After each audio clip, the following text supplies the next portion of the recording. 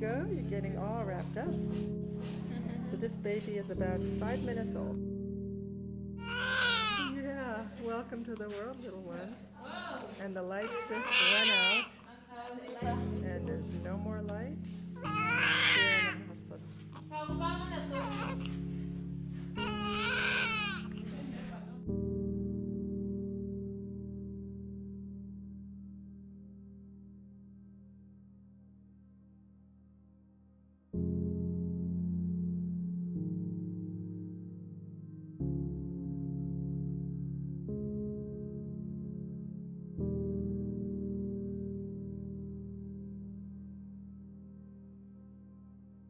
Every day in the world, roughly 800 women die giving birth.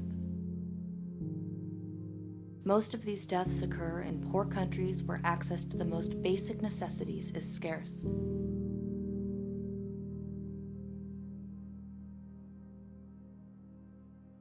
In Africa, the chances of a woman dying during childbirth are 1 in 39, compared to the United States, where approximately 18.5 women die for every 100,000 births.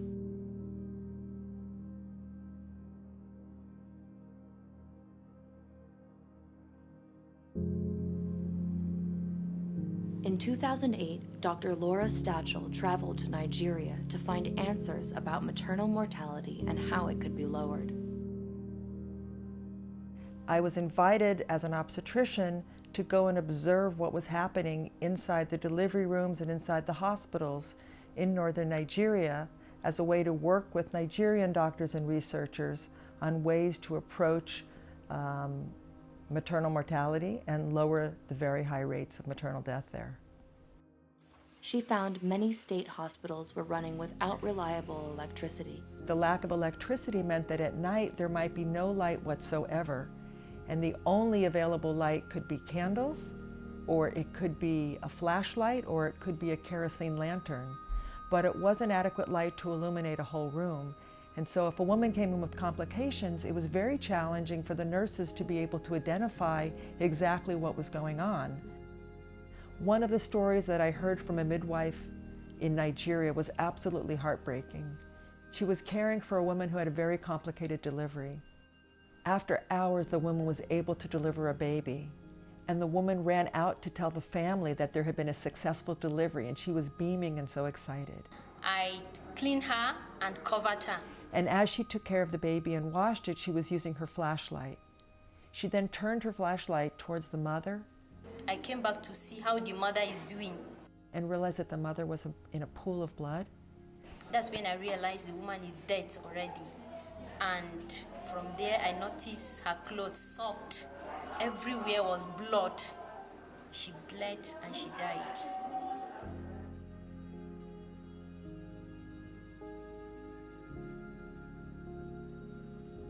I think it's unconscionable that women like this midwife have to face conditions where they have to choose which one of their patients they can see in a room, where they're not able to provide the care that they're trained to provide.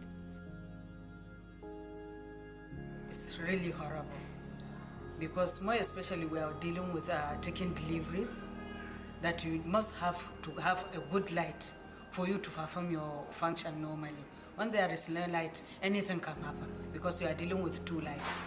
So you have to be extra careful whatever you are doing. A patient may get a tear, the baby can come out at any time. If it is dark, you cannot control all those things. So the light is very important for you to visibly see what we are doing and help where necessary. Dr. Stachel contacted her husband, Hal Aronson, who has a solar energy background. Together, they came up with an idea to bring power to this hospital. Because of my husband's skill in solar electricity, he immediately saw a solution. And he said, Laura, when you get back from Nigeria, let me help you. Let's design a solar electric system for the hospital. Let's find whether our friends and families can contribute, and let's donate a solar electric system to the hospital. And so Hal designed a small kit that was small enough that I could pack it in my suitcase and actually fly to Nigeria and show my colleagues some of the equipment that we intended to use in the larger system. The small kit included a solar panel, It had what's called a charge controller, which regulates the amount of electricity flowing from the panel to a battery. And it also had LED lights, headlamps, and at that time walkie-talkies to try and improve communication, because we knew that communication delays were also contributing to maternal deaths. When I unpacked my suitcase and showed the doctors and the nurses in the hospital what solar was about, people really marveled at this. And there was one surgical nurse in particular, Aminu, who said, "Please leave this with us." And I said, "No, this is actually just a demonstration kit. You're going to get a much larger system as soon as we finish raising the money, and we'll come back in a few months and do the installation." And he said, "You don't understand. This could help us save lives right now." And so we ended up leaving that small demonstration kit, and we came back later and did a larger installation. At the time that I came back to the hospital, I only had the expectation of helping the large hospital, finishing the installation. We had a ribbon cutting ceremony with the Minister of Health from the Kaduna State. And then what happened was health workers in the hospital started bringing me to outlying clinics where rumor had spread about the solar electric system in the large hospital. And clinicians would look at me and say, "Why are you only helping the big hospital? We're in the dark too. Can't you help us?"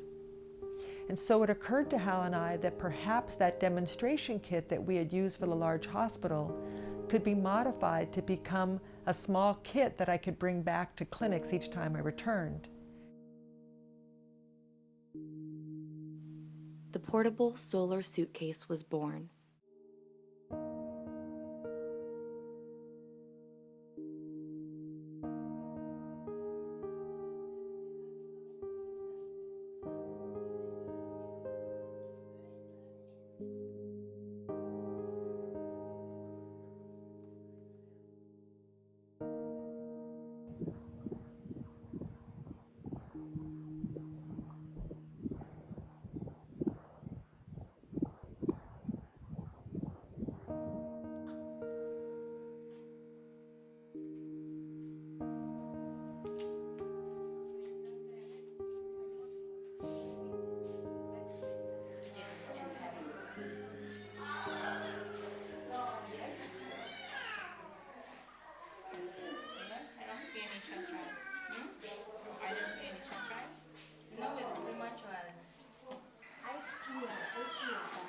Is the light at a good position? Yes. Okay.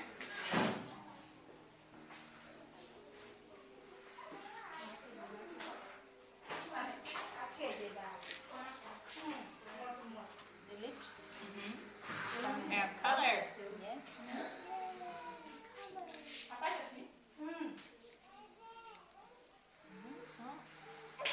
Yonder, that is inspired. Yeah.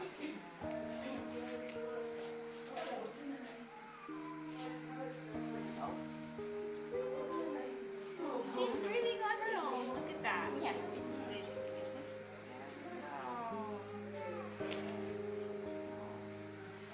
still needs to be. Yeah.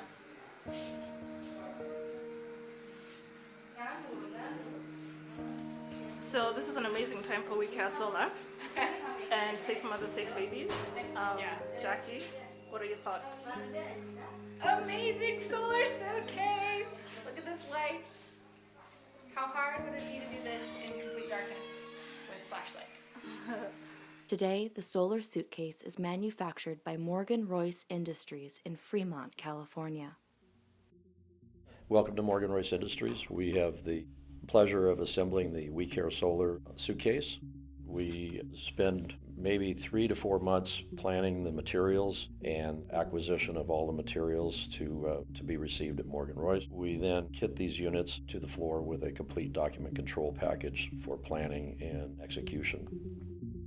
The solar suitcase that we currently have is one that was designed after many, many iterations. We took feedback from healthcare workers who were using these small kits that Hal and other volunteers had designed and tried to see what was working, what was problematic, what was easy to use, and what was difficult to use. And we incorporated all of that information into the current design. So the current design has a case that not only is used to transport the suitcase, but it also becomes a cabinet that fixes on the wall and helps the solar suitcase to become a permanent system.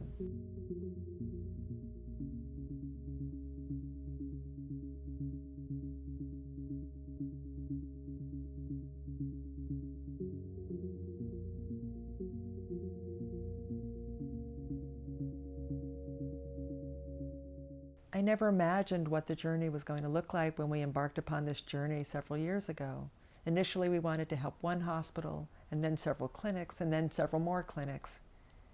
We have already sent out more than 1,000 solar suitcases to health facilities around the world, and we anticipate that we'll be sending thousands more in the years to come.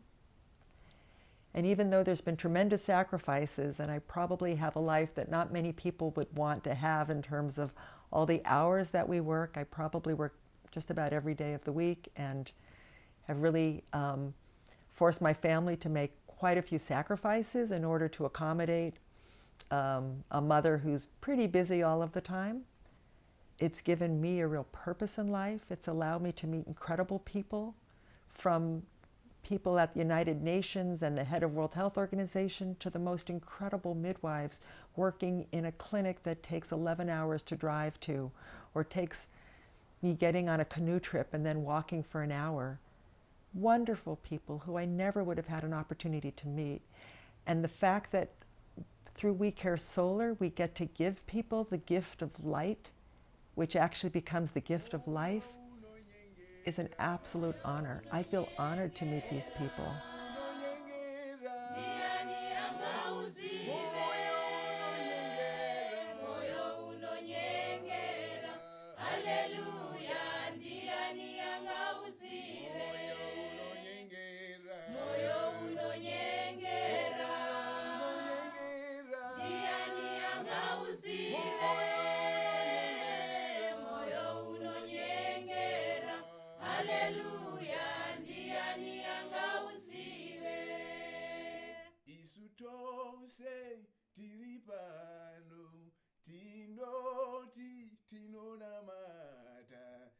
Asi zviri mumoyo Jehovah vanozviziva unonyengera moyo unonyengera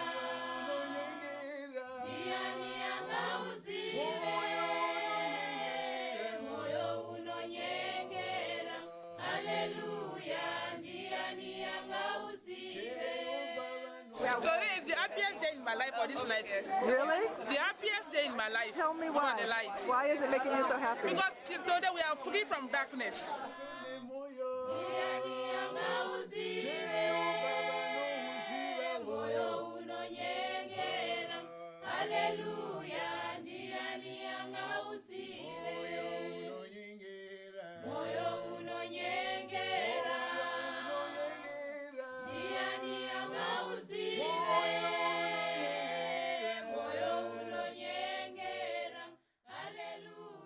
So in front of the whole world, I want to tell everybody that I really credit you with the reason that we have solar suitcases in 15 countries. 15 countries now. That's fantastic. Because you convinced me that it was going to be used, and nothing could be more important Yeah, of course. than helping patients.